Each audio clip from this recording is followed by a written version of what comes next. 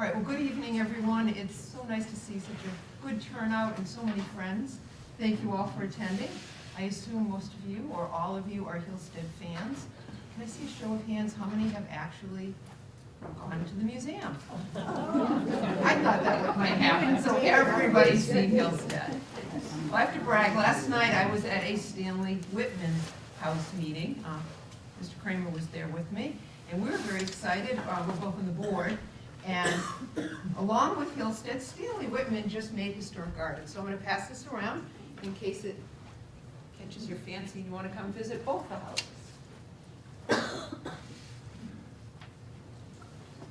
Well, I've been connected with Hill-Stead for a long time. Over 20 years ago, I became a docent there, and I just love the place. Unfortunately, with my time these days, I do not get to get over there very often anymore, at least not to conduct a tour. On a rare occasion, I get to, and I love it. But I find it kind of curious that I spent that much time there docenting. I have a son that graduated from Avon Old Farms School, and now I find myself in the position of overseeing Theodate's trust and, to some degree, her legacy. Something about coming full circle. It just dawned on me, I was asked if I should introduce myself or if I wanted to be introduced, and I said I'll introduce myself, and I didn't. So I'm Evelyn Daly. I am the Farmington and Burlington, and soon to be the Plainville probate judge. So my reason that I'm here tonight is not as a docent from Hill-Stead, but it's actually the judge that oversees the trust. And you probably think, well, things have been dealt with years and years ago, and what activity could there be? But I will get into it, and yes, there is still activity. Initially, when I moved to Farmington, everyone told me I have to go to Hill-Stead Museum, that it's a fabulous house. So I had it in the back of my mind, but I wasn't rushing. I had an infant, and I had a full-time job, and that kept me pretty busy. But I was lucky enough to be in France not too late after moving here, and went to Giovanni. And at Monet's house, I toured, a little surprised there were so many Japanese block prints, his collection on the walls rather than his artwork. But in the hallway back then was a Monet. It was the boats leaving Le Havre. Oh, I'm sorry, I thought you were raising your hand for a question. And I looked, and underneath the painting, it said the original is hanging, Hill-Stead Museum, Farmington, Connecticut. So here I'm in the middle of France, and lo and behold, that museum I had to get to is a prominent spot at Monet's home. So needless to say, when I got home, I went to the museum right away, and that's how I ended up being a docent there. Oh, and as an aside, I've been to Giovanni since, and that painting's no longer in the back hallway. So I don't know what happened to it. All right, before we proceed with Theodate's will and the problems that have ensued, I believe a little family background is in order. So who are the popes? How do they amass their wealth? And why in the world did they end up in Farmington? Does everybody know those answers? Oh, I see a lot of, all right, then I'll be quick. Who thinks they're related to the Pope bicycle people out of Hartford? That was one they did a lot of research on and discovered there was absolutely no relation between the two families. Well, anyway, Alfred Atmore Pope and Ada Brooks Pope were from Salem, Ohio. They married young. Mr. Pope realized that he was not going to have the financial success he wanted to have if he continued with his family's woolen mill. So in 1869, he borrowed $5,000 from his wife's aunt and bought into the Cleveland Malleable Iron Company. They manufactured many things, including components to the railroad. His timing was wonderful, because it was when the great expansion of the railroad was happening. He made a fortune. The company did extremely well, and he was a wealthy man at a very young age. Alfred and Ada had only one daughter. Her name was originally Effie, but we know her as Theodate today. She changed her name when she was a young girl to Theodate, which was in honor of her paternal grandmother. It means gift of God in the Quaker religion. She was sent to Miss Porter's school here in Farmington. She thrived in the environment, and when her education was completed, she asked her parents if she could remain in Farmington. They refused. It would not be proper for a girl of her ilk to be living on her own, away from her family, unmarried. So she returns to Cleveland. She's introduced to society as a debutante. And she writes in her diary that she's not going to lead that sort of shallow social existence. Wasn't her thing by any means. So then her parents decide to take her on a grand tour of Europe. And they bring a suitor for her with them. The suitor goes home quite early. They continue. And that's when they acquired their first Monet. And they actually, Theodate and her father actually meet with Monet at his home and supposedly have tea, but I'm not sure how true that is. The meeting's true, not the tea.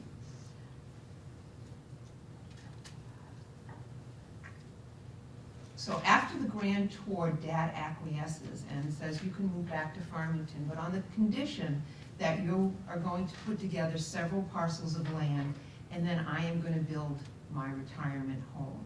And that's exactly what happened. He built his retirement home on the stead of the hill. And it's kind of interesting, I have the inventory. Actually, maybe I'll pass it out later. And you can see what parcels of land contributed to where Hill-Stead is now. And you'll see a lot of names that you're familiar with in town. It was mostly farmers in the area, and I don't know if you recall from the tour there, but he actually bought trees from the neighboring farmers because he didn't want small, new trees. He wanted already grown trees. They thought he was crazy. So we had these 40-foot trees brought in. Unfortunately, they died, most of them, of Dutch elm when that issue occurred here in Connecticut, probably about 50, 60 years ago. So they began the home in 1899, and it was completed in 1901. And when I say completed, it was, but soon afterwards they decided they needed an extension. But the actual home was 1899 to 1901. Theodate, who had no formal architectural education at that point, designed the home. The museum didn't know that till the last 20 years, because I was there when they discovered some letters from McKim, and White, and that was the architectural firm her father had hired to build the house. Well, it turned out that they only did the blueprints, and she actually did the house itself, which is pretty incredible for no architectural background. The home is quite exceptional for its vintage. It has central heating, though each room has a fireplace. It has the precursor to air conditioning, where Theodate designed that water would come off the property, go down into the 10,000 square foot basement, and there were fans down there, giant fans that blew the coolness from the water up through vents in the house. Each bedroom had a full bath and a walk-in closet. Pretty nice for 1901, and I think certainly a woman's touch. Right. Theodate, too, was exceptional for her vintage. She was an architect, so she later went on to become a licensed architect in both Connecticut and New York. They think she might have been the first licensed architect, but I don't think they're 100% sure on that. She went on to design Westover School for Girls, and she built and funded the Avon Old Farms School for boys in honor of her dad. She ran a successful dairy farm. She was part of a very prominent international crowd, which included Henry James and Mary Cassatt, both of whom visited with her at Hill-Stead and stayed at Hill-Stead. And finally, she got married at the age of 49. And she married John Wallace Riddle, who was a career diplomat. He served as the U.S. ambassador to Argentina and the last American ambassador to Tsarist Russia. One of my favorite stories about Theodate, and it really shows her hubris, is her voyage on the Lusitania. Theodate was sailing on the Lusitania, unfortunately in May of 1915, when it was attacked by the Germans and sunk. She was plucked off the water by a lifeboat and presumed dead. A nurse discovered that she had a slight pulse. She was revived. She survived. But her two companions did not, a gentleman and a maid. In her will, Theodate left money to the nurse that saved her life. After World War I, and after the Treaty of Berlin, Theodate sued the German government for the loss of her jewels due to the sinking of the Lusitania. She was awarded $19,500 plus interest from the time of the sinking. Her attorney was paid $2,000. So did anybody know that? I thought that was pretty amazing that she was able to sue the German government. Yeah. Theodate led a rich life. On April 19, 1946, Theodate executed her last will and testament. She died 4 months later at the age of 78, leaving an estate of $2,200,000, which was very sizable back in 1946. And it's still somewhat sizable today. I have copies of the will. I don't have enough for everyone, but I'll at least give one per row. I want you to see what length she went to do this. Now, some of these are double-sided, some are single-sided, but it's a 50-page will. Very unusual. Oh, wonderful, thank you. Oh, want me to do this then? All right.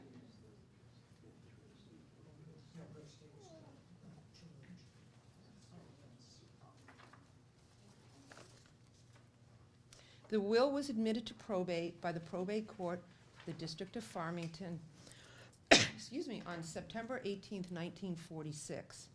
It's a 50-page document. It's tremendously detailed, providing exact instructions for even her burial. And I'm going to read a little bit to you. Don't worry, I'm not going to read all 50 pages, but I want you to get a gist of how specific she was. So I look to the second clause. I am now making arrangements for a burial plot on my property known as Hill-Stead at Farmington, Connecticut, for the interment of the bodies of my late husband, John Wallace Riddle, and myself. The site of this burial plot is between the 2 greenhouses and under a pine tree. Mr. Charles Gross, Jr. of Hartford, Connecticut, knows the exact proposed location of it, and it also appears on a sketch or map bearing my name, Mrs. John Wallace Riddle, and dated November 4th, 1943, which will be found among my papers. Mr. Lloyd Westbrook shall be asked to prepare drawings for the memorials to my husband and to me, which are to be placed upon this plot. Each of the 2 graves, my husband's and mine, is to consist of an underground vault of concrete with flat stone on top. The top of the stone to be not more than 10 inches above the grade of the plot.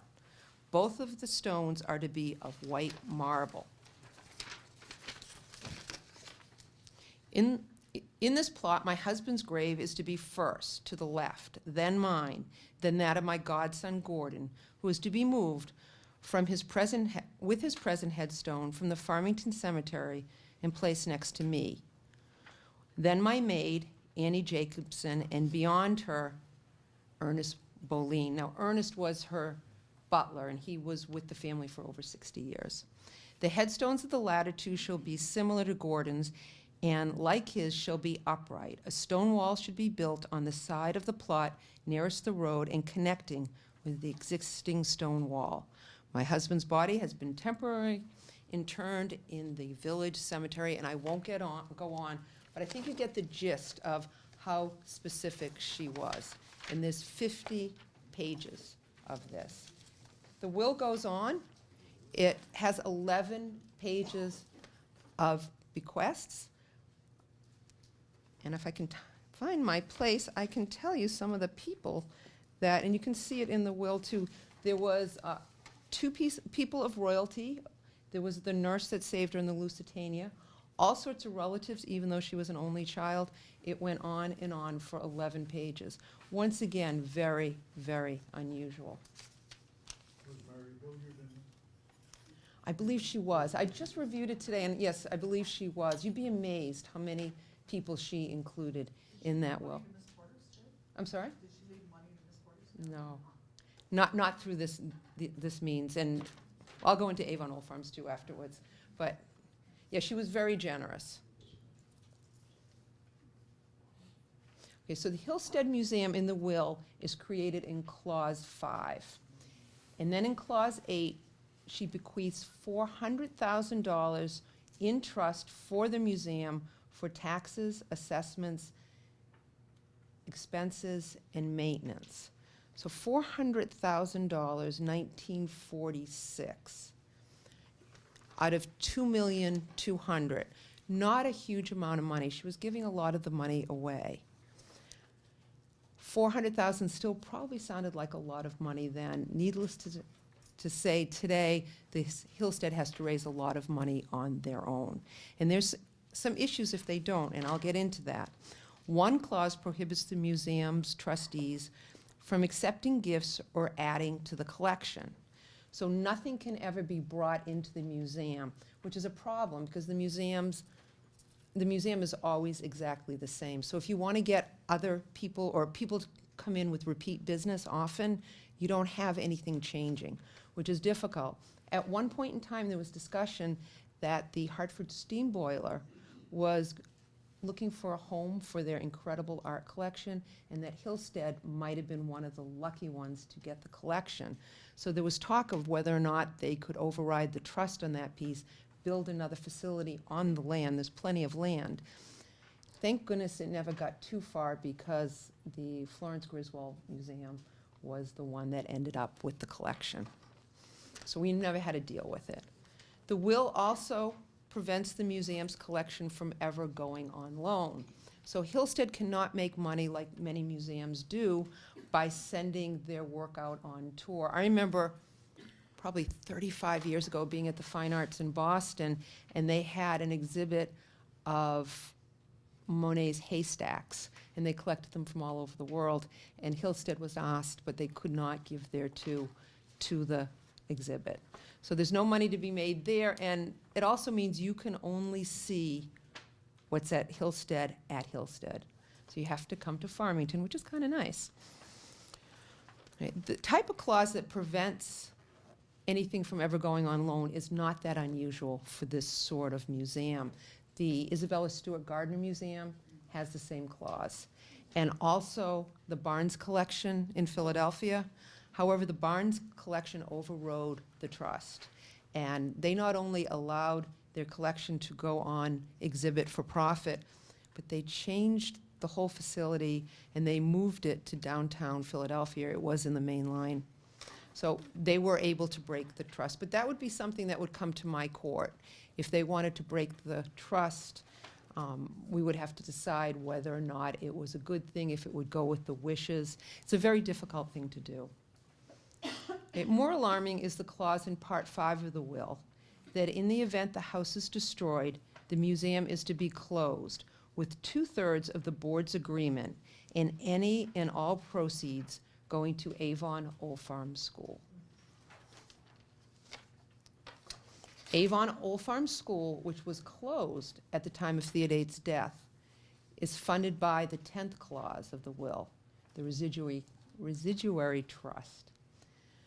So the museum could also be closed under the will 3 years after the will was probated if the trustees agreed by 2/3 that there was not sufficient public interest in the museum. So there was an issue. The trustees were made up out of a broad spectrum, but a lot of them also sat on Avon Old Farms board. So there was conflict of interest. And I'll get into it in just a minute, but there were actually 2 lawsuits that came out of it. So the will further stipulates that if the museum cannot support itself, it cannot sell any asset of the museum. Rather, the museum is to be closed. Avon Old Farms would reap the proceeds from the liquidation of the museum's assets. And that's a very severe clause, because if you think about it, if the museum does run into very bad financial problems, they could probably sell one of their paintings and fund the museum for a very long time. They can't do it. According to the will, they can never sell anything. However, when they do have that financial issue, they have to then close the museum, liquidate everything, and then the money, not the artifacts, but the money goes to Avon Old Farms School. I find that kind of peculiar. I don't know what she was thinking. No. As you might have guessed, these clauses have led to litigation over the years.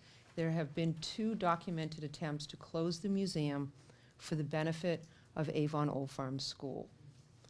Conway versus Emily was brought in 1952, shortly after the museum opened. It was eventually heard by the Connecticut Supreme Court of Errors. The museum prevailed. The suit received a lot of publicity, and my favorite article is from the Hartford Courant dated February 1st, 1952. Hill-Stead Museum case put in Judge Daly's hands. So I have to show you this. My intern who was helping me do the research for this showed me the article, and then she looked at me kind of funny. And I realized that she assumed that, of course, this is me, but this is 1952. So I was very happy to tell her that I wasn't even born yet. So it was a Judge Edward Daly, and thank goodness the museum did prevail in that matter. And you know what, I'm gonna also pass out, I can do this, don't worry. All right. This is a packet of articles, because I don't wanna go into all of it. But it's a packet of articles talking about the two suits that I am gonna describe. I think I have even less of these, so maybe if they just go down each aisle.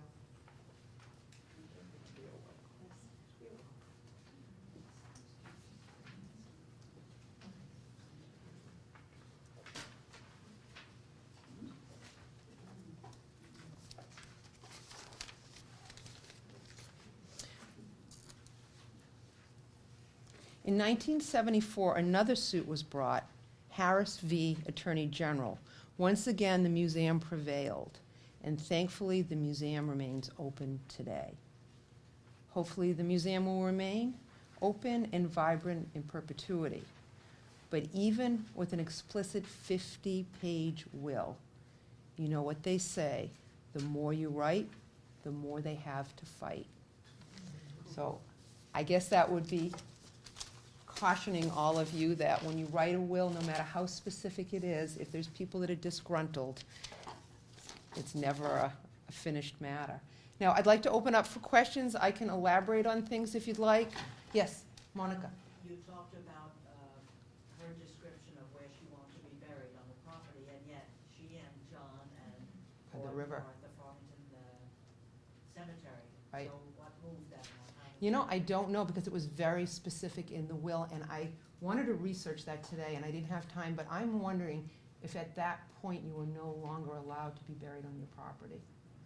In other words, she was never buried at the property. She went right to the To the river. cemetery. Yeah.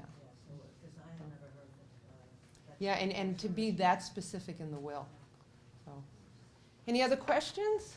Any stories? I have to tell you, when I was at Hill-Stead, I was amazed how many people on tour had some personal touch with the popes. There was one woman who told me that she would go to the Christmas party every year that Theodate would give for Farmington children, and that the gift that she was given every year was a giant orange. And the woman described the orange like this big. I think it's because she was so little at the time. I don't think oranges exist like that. But that was quite a prized possession at that point. We had a gentleman come to the museum one day, and he said he had something for us. He went on tour, and out of the car he pulls out a box, and in the box is labeled John Santa. Open it up, and it was the Santa outfit that John Wallace Riddle would wear every Christmas.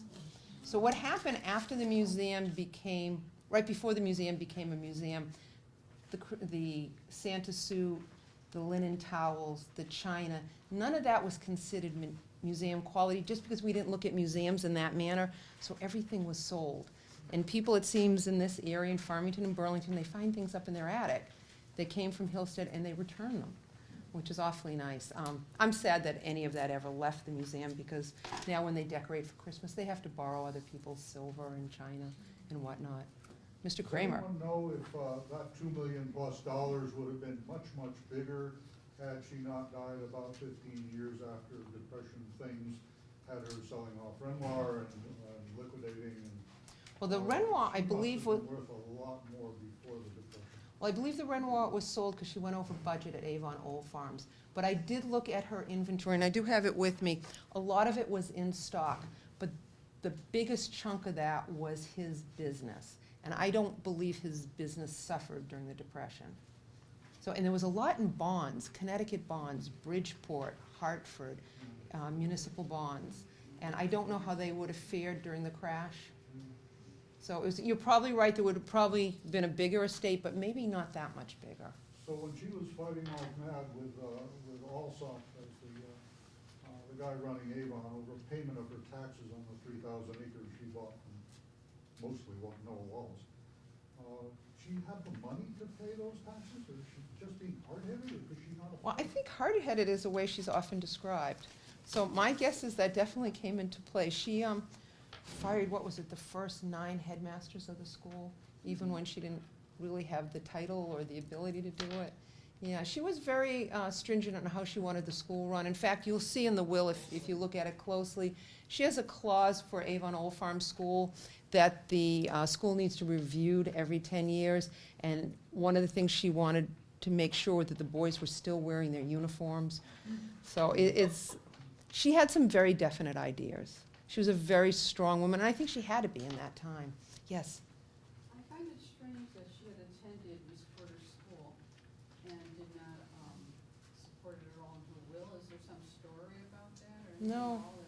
I think what it was is, she had a lot of individuals she wanted to remember, and she did. You'll see the 11 pages if you get to see the will, which is pretty amazing. And then she wanted to make sure to fund the museum, so that was a $400,000 chunk.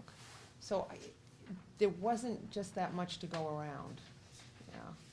Yeah. What was the nature of the lawsuits that you mentioned? Are you gonna talk about those, or? No, I can. I sent the articles around. I didn't really want to bore you. I didn't know what type of audience, how much really wanted the heavy-duty legal. One of the lawsuits concerned the Gundy. Does anybody know the Gundy? It's on High Street, and it was where Theodate lived for a time. Until her dad died, she lived at the Gundy. She did not live in the house, in the mansion.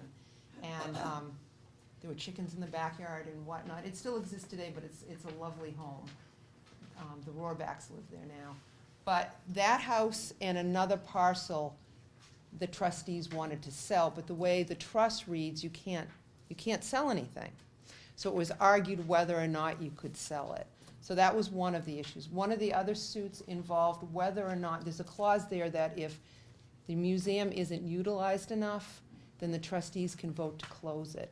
And so the trustees for the museum, who seem to overlap as the trustees to Avon Old Farms School, decided that they wanted to close the museum and liquidate it and take the proceeds for Avon Old Farms. And they were going to do it under the clause in the will that says that if they deem that the museum doesn't have enough attendance and activity, then it could close. But what happened is the town of Farmington got involved. The board got involved, and they got permission to actually speak at the trial. And it was found that the citizens in Farmington do indeed appreciate the museum, and so for public good, it should stay open. So 2 very different kinds of lawsuits, but both for Avon Old Farms, yeah. That was a long and drawn-out affair, that one in 1974.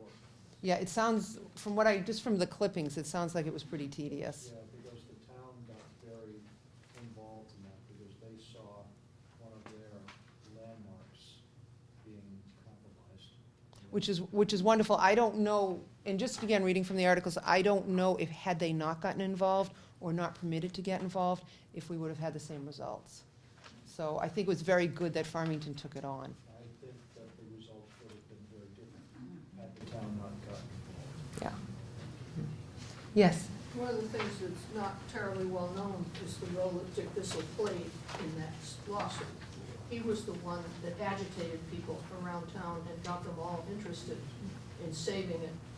And he had come home from the State Department and had an office over in the Exchange and had a secretary who worked practically full-time On that matter? on that matter for a while. It's one of the untold stories of Farmington, in that there was financial difficulty at the same time. And Bissell also went out and organized a group of people who raised a substantial amount of money. I heard the figure $1 million, I'm not sure that's right. But during the 1970s, if you go back and look at the figures, I think you'll find that Hill-Stead raised a lot of endowment money during the 70s, and Dick Bissell was the guy who led that. Wonderful. You have to give him full credit. I can't imagine the town without the museum. No. Yes? And you mentioned that the trustees overlapped a little bit at that time. Do they still overlap, or are they now It's separate now. If you look, you can see on the will, it will list the trustees. I had them nicely organized somewhere, but I don't think I can put my finger on it now.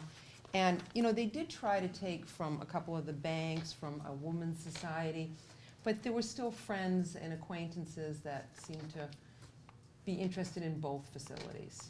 So that was a little difficult. Yes, Monica? Do you know when the Monique. parcel of land was sold to create the field club up on Hilltop Road? No, It used to be Hill-Stead property. that was part of the land too. I know they established the field club sometime in the sixties, so it must have been obviously after she died and some property was sold. So- Well, I'm wondering if that's tied into the earlier suit then. I'm wondering if that was tied into the earlier lawsuit, because it was two parcels of land, one of which was the Gundy. So it could very likely have been that, The Hill-Stead, yeah. It was just before we moved to town that the Hill-Stead was established, I mean, that the field club was established, and we had heard that it was Hill-Stead property. Yeah, it would make sense, because it's right up in the back, yeah. Yes, But they also sold Underledge, Yes. so was that at Yes. the same time also? Yes, about the same time. Oh, so that they must have had permission for all three, You mean the Gundy? the Gundy? yeah. it was two Underledge. parcels in the lawsuit. Are one of those parcels maybe together and then later separated? Yeah, they back up to one another. Okay, so that might have been what, No, really, No. they're all separate, because the Gundy's over on High on the Street? north side, and Underledge is down off of Mountain Road. Hmm. It's on the southwest corner of what used to be the total property. There are 2 or 3 houses there, but the Gundy and Underledge were the two really important ones. If you dig in, you might just look to see if Underledge is what, 41 or 43 Mountain Road? Huh, So Yeah. it Thank wasn't you. I think they're contiguous to they were the both sold property was, about but the it same was the time. fact that couldn't be sold off and the fact that couldn't be sold off. well, I think some people know a lot about the Hill-Stead. It's funny, when I first started being a docent there, I had heard little rumors about the lawsuits, and we were told, shh, you don't talk about them. The other thing we were not supposed to talk about was the FBI coming in to Farmington, I believe it was the 60s. And that was really when Hill-Stead realized what type of value their collection had. Up to that point, there was very little security, from what I understand. And, What was that about? I'm sorry? What was that about? Well, they had heard that there was going to be a heist. And so, In the sixties, because I moved to town in '76, and it happened when I was here. well, was it the 80s or the 90s, there was a robbery, but it was just computer equipment out of the offices. No? But the one that I'm familiar with was the 60s, that the FBI came, and I heard they stayed in town 6 months. But once again, I don't have great information, because it was, shh, don't talk about it. And I'm not sure why. I think it's good for everyone to know what we have there and what a treasure it is. And yes, indeed, it has great value. When I was a docent, people would often ask me, you know, how much is that worth? And we used to say, we don't know. It really depends what it would bear on the auction block. But one of the Degas ballerinas in pink, it's in the main room. Dancers in Pink, thank you. That was originally bought by the Popes for $5,000. So you probably got better appreciation on that than really anything else they purchased. And he was taking a risk back then, Mr. Pope, because that type of artwork was not considered what was collectible.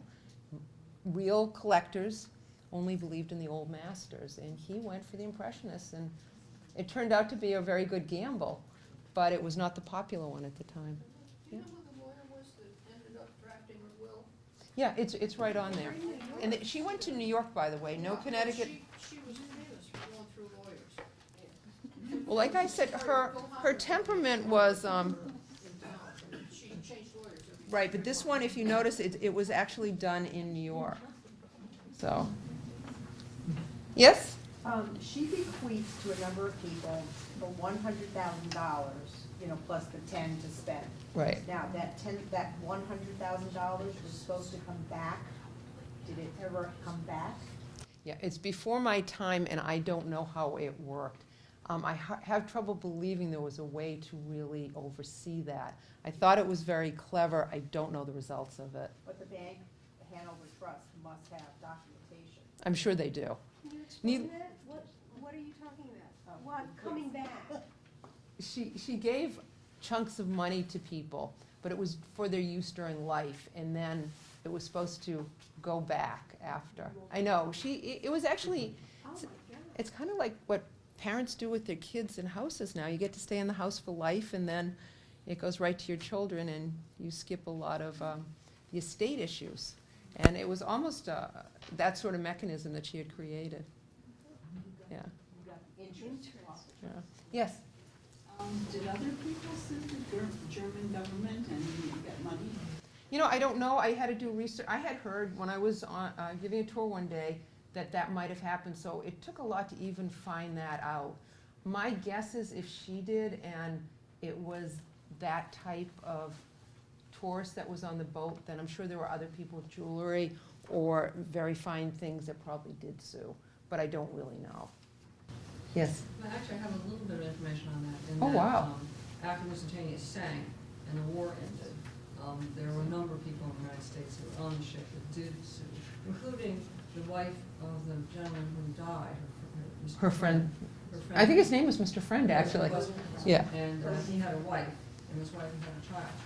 And her child turned out to be mentally handicapped. And so she also filed suit. And she won quite a bit of money herself, and she also won money for the child. It's amazing to think with the. Shipping line and who in turn sued the government. Well, I think they were actually, it's almost in a way of reparations from Germany. I'm not exactly sure the time frame of it, but I think there was some cooperation between the governments by the time the war ended, that they would concede that somehow the Lusitania warranted reparations. Well, we weren't in the war, and yet it was torpedo. Reparations was after. No, but I'm saying, I think that was part of it, is these were actual tourists. Exactly. And the Germans thought that there were munitions on the Lusitania. Were they, weren't there, I don't know.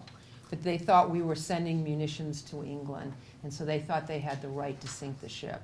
And as it turned out, there were a lot of civilians that died and lost goods, and therefore the reparations. You know. Any other? Yes. In terms of trends for probate, how do you find museums and organizations are handling things? Are they doing a literal interpretation? With all this technology nowadays, are people trying to find a way to circumvent loaning, borrowing, etc.? Is there? Yeah, I don't have a wide view to that. I mean, really, this is what I have, and Stanley Whitman a bit, but it's very hard to break a trust, so I'm sure there's reasons to want to circumvent. Actually doing it is very difficult. When the Barnes did it, it was pretty sensational, and there was a lot of discussion of how it should not have happened. They were in a situation where they were in a neighborhood, in a private home. There was no place to park. There was traffic. Phenomenal collection. And so I think the idea was that the people didn't look further enough into the future of what would happen leaving it there. And so it was somewhat of a practical idea to move the collection. And I think what happened is when the new facility was being built in Philly, that's when they allowed the collection to go on tour. That's the only one that stands out in my mind. I believe there was one other, but I don't know where it was. So yeah, it's difficult. I'm sure we'll see more and more of it, and you're right, with technology too. Yeah. Are there codes of ethics from museums as well that talk about you're entrusted with the art and you're not supposed to sell them, whether there's a trust or not? Of course, it's not legal, but. I'm sorry, I'm not sure I understand Or your if you're the question. curator of the Hill-Stead. Yeah. And you didn't have this. Oh, if you didn't have the trust instructor? Are there ethical codes? you I'm have? sure that the Oh, board yes, has done, absolutely, there are. Okay. yeah. I'm on public collections committees, and they're very rigid. Okay. Yes. Did I understand you to say that occasionally now you still get involved in questions on the will? Yeah, What might come up? well, with Avon Old Farms, the trustees have been before my court twice while I've been there. I've only been there 9 years. And they had issues on the road, land use. They actually have in their plans that, I think it's 5 years from now, I'm losing track of time because they came to visit about 5 years ago. There's going to be a circle around Avon Old Farms that's going to allow you not to be on those scary narrow roads around the school. Oh, I'm sorry. I got spoiled there. I thought I had a loud enough voice. So they're going to reconfigure the road with the state and the town. Because that is a town road that goes through, but it's on their property. So, yeah, it gets a little tricky. So, yes? How many people on the trustees and how are they selected? I believe, what was there, 12 on there? Mr. Kramer, you have it in your hands. 12 trustees? Yeah.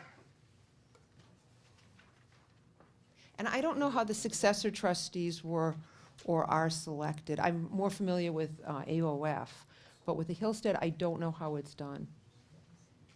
But originally, it was, U.S. Trust, it was the Great Dames of America. I mean, it's really quite a pompous will. And I mean, not in a bad way, but that was her life. So, anything else?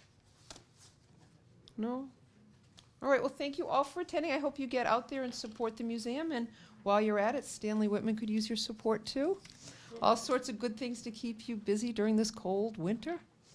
So, thank you. Take care.